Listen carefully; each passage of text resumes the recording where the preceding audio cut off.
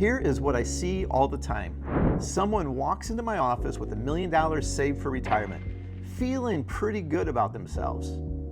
They've been diligent savers, maxed out their 401k, maybe even hired a financial advisor years ago. But when I ask them one simple question, how much monthly income will this create in retirement? They give me a blank stare. That's the moment they realize their investments might be perfectly set up for growth, but completely wrong for retirement. And if you're within 5 to 10 years of retirement or already retired, this disconnect could derail everything you worked so hard to build. I'm Michael Fry, founder of RWC for Life, and I have been helping people navigate retirement planning for over 35 years. In today's video, I'm going to share the 5 warning signs that your investments aren't aligned with your retirement goals. And more importantly, how to fix each one of them using what I call the Castle Retire 360 approach. Because here's the truth, accumulating wealth is one thing, but distributing it wisely in retirement is something completely different. Let me start with a story that illustrates this perfectly. Imagine you're driving down from New York to Florida. For the first 800 miles, you're cruising at 75 miles an hour on the interstate. That is your accumulation phase. You want to get there as fast as possible. But what happens when you reach your destination? You don't keep flying down residential streets at 75 miles an hour. You slow down, you navigate carefully, you focus on arriving safely at the exact address. That's exactly what should happen with your investments when you approach retirement. But here's what I see consistently. People keep their foot on the gas pedal. They're maintaining the same aggressive growth strategy that they used in their 40s and 50s, even when they're 65 and need steady income. The fundamental shift is this. During your working years, you can afford to ride out market volatility because you have time and you're adding money every month through your paycheck. But in retirement, you're doing the opposite. You're taking money out every month and you don't have 20 years to recover from a major market downturn. Research on sequence of returns risk shows that if the market crashes in the first few years of retirement while you're withdrawing money, it can permanently damage your portfolio's ability to sustain your lifestyle.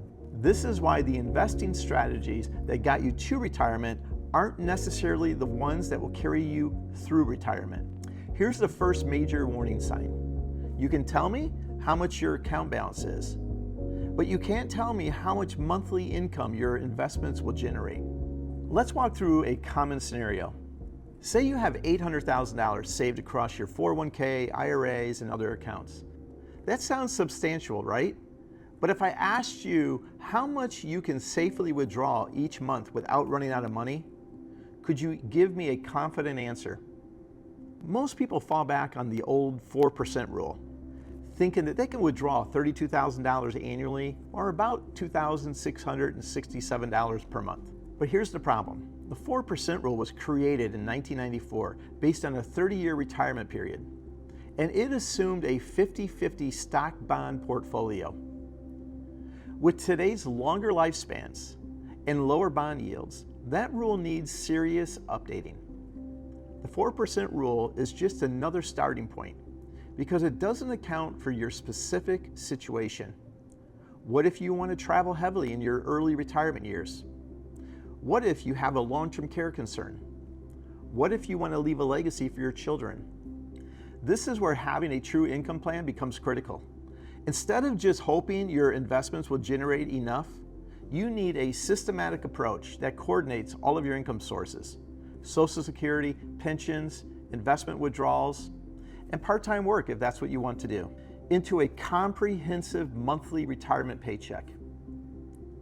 The second warning sign is having a risk level that doesn't match your retirement stage. And this goes both ways. I see people that are way too aggressive, and I see people that are way too far conservative. Let's start with the too aggressive problem first.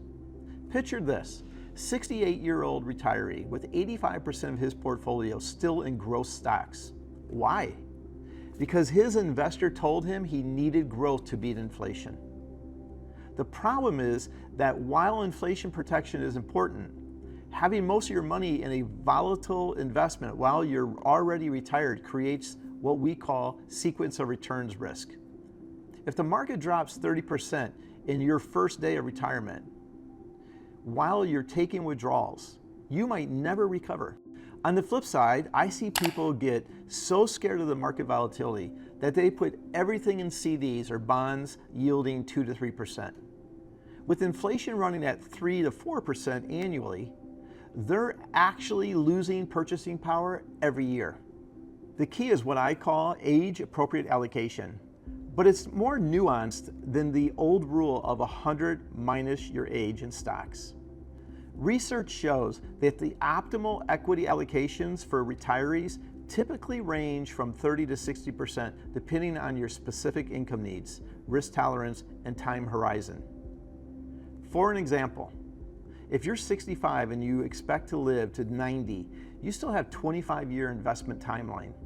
You need some growth to combat inflation, but you also need stability for your near-term income needs. This is where your bucket strategy becomes valuable, segmenting your money by when you'll need it. The third sign is one that sneaks up on most people. They have no strategy for minimizing taxes in retirement. This is what I call the silent wealth killer, because it gradually erodes your spending power without you even realizing it.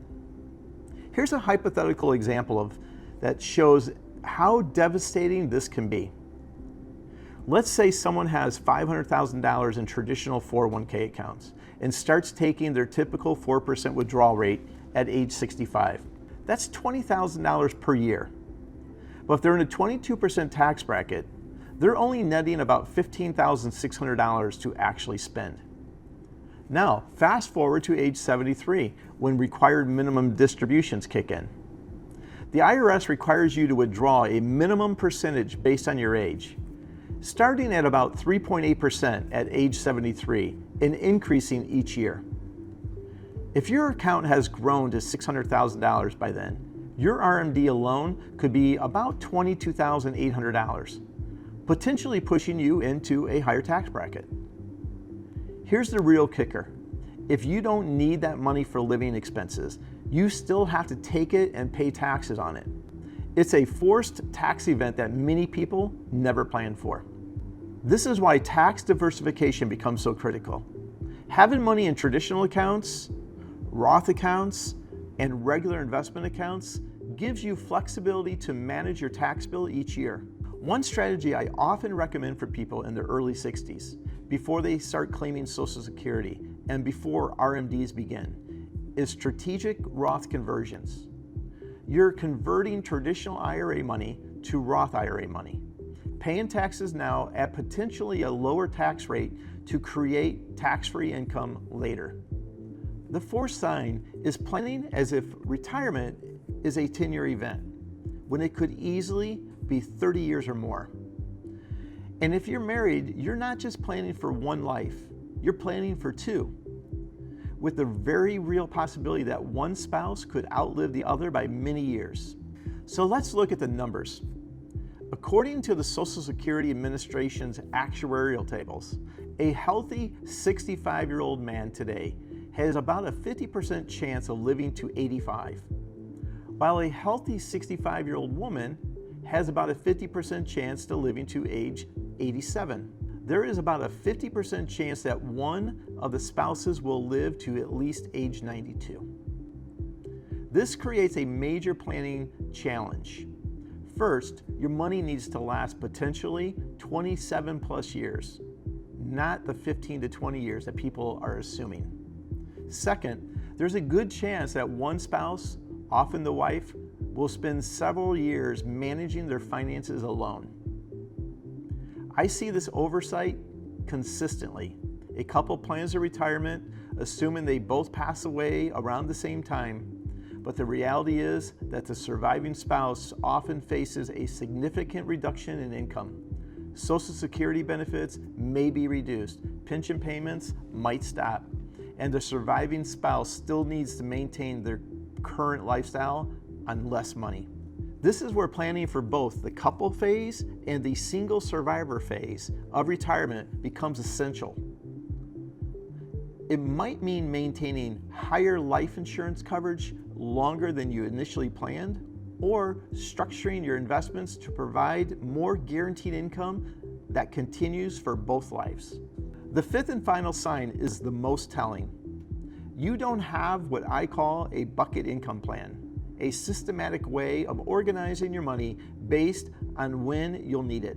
Most people look at their retirement accounts as one big pile of money, but that creates two problems. You're either too conservative with all of it and miss out on growth, or you're too aggressive with all of it and you're running the risk of running out during market downturns. The bucket approach is supported by research from firms like Morningstar, and it segments your money by time horizon. Here is how it works. Bucket 1, which is years 1 through 3 for immediate income. This first bucket holds 2 to 3 years worth of living expenses in a safe liquid investment, high yield savings, CDs, short-term bonds.